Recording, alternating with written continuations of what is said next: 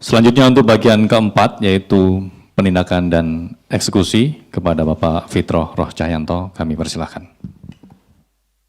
Baik, terima kasih Mas Budi.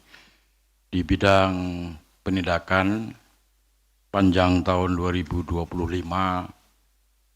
KPK memperkuat penindakan bukan sekedar angka, melainkan untuk mewujudkan keadilan bagi masyarakat.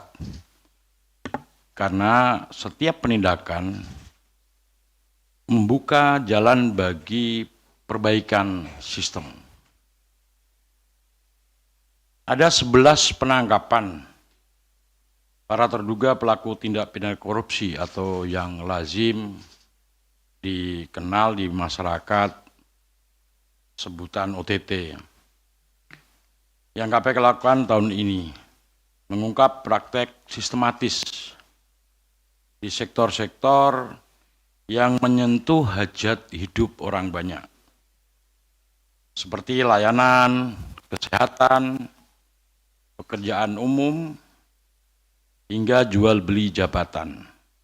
Banyak kasus kok berawal dari keberanian masyarakat dalam melapor, dan itu menjadi sumber energi bagi KPK. Dari penindakan selama 1 tahun ini, KPK menetapkan 118 tersangka, memproses ratusan perkara, dan memulihkan aset negara mencapai 1,53 triliun rupiah. Angka tersebut menjadi angka tertinggi di 5 tahun terakhir ini. Selain itu, KPK turut melakukan serah terima barang rampasan.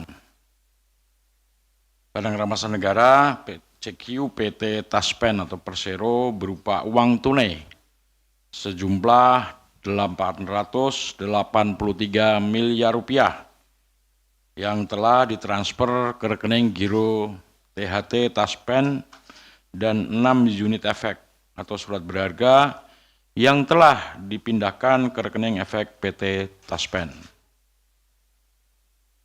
Lebih dari 1.500 warga ikut serta dalam bidding lelang barang rampasan negara.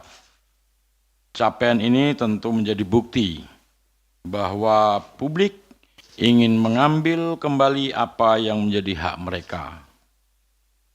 Bagi KPK, penindakan bukanlah akhir.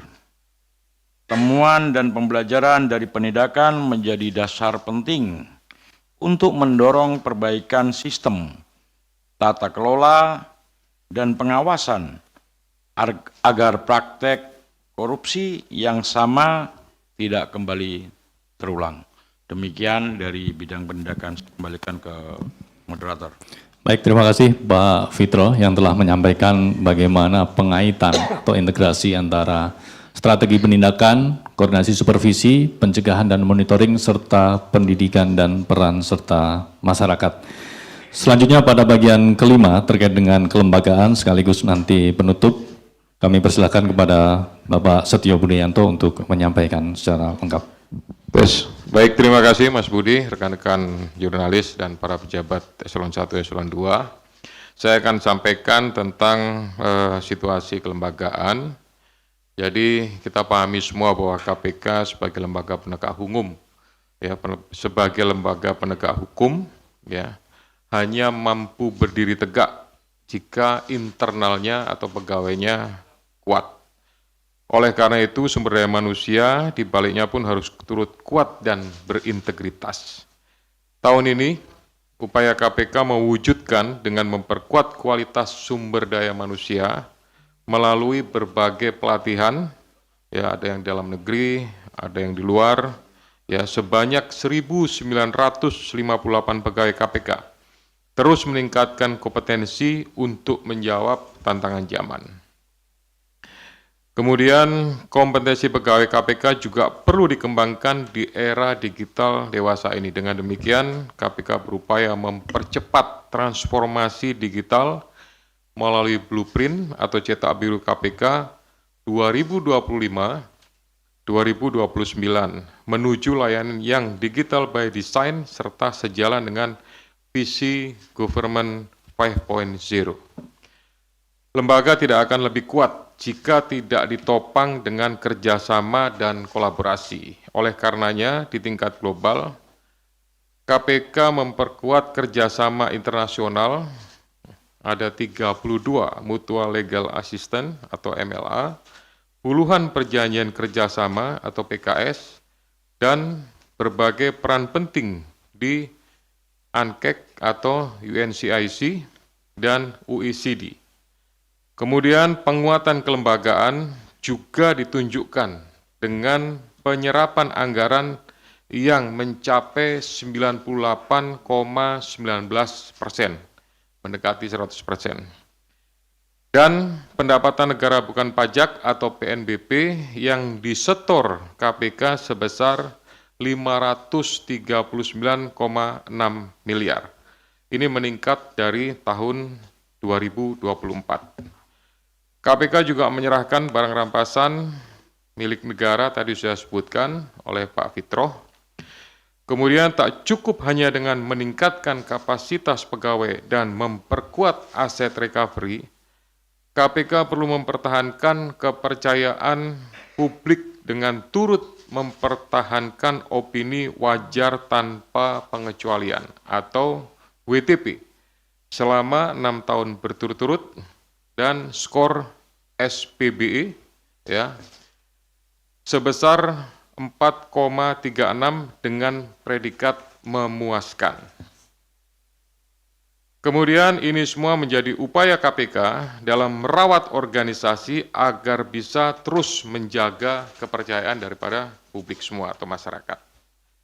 Selanjutnya, kami semua ingin menyampaikan ucapan terima kasih kepada seluruh masyarakat Indonesia yang terus mengawal KPK dari mulai setiap laporan, kemudian kritik, keberanian, dan dukungan publik yang merupakan bahan bakar utama dalam perjuangan memberantas korupsi.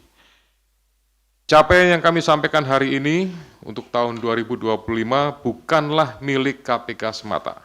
Ini hasil kerja bersama pemerintah pusat, pemerintah daerah, aparat penegak hukum, swasta, akademisi, mitra, komunitas, hingga termasuk semua masyarakat luas.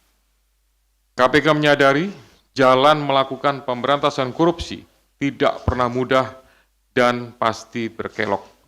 Namun kami percaya ketika sistem diperbaiki, manusia diperkokoh integritasnya, dan publik terus terlibat, Indonesia bisa menjadi negeri yang lebih bersih dan adil, khususnya mewujudkan Indonesia Emas 2045 dan Indonesia Bebas Korupsi 2045. Demikian yang dapat kami sampaikan. Terima kasih untuk semua perhatian, terima kasih untuk dukungan, terima kasih untuk partisipasi, laporan semuanya yang sudah diberikan kepada Komisi Pemberantasan Korupsi. Saya kembalikan kepada Mas Budi, silakan. Terima kasih kepada Pak Ketua yang telah menyampaikan terkait dengan kelembagaan KPK.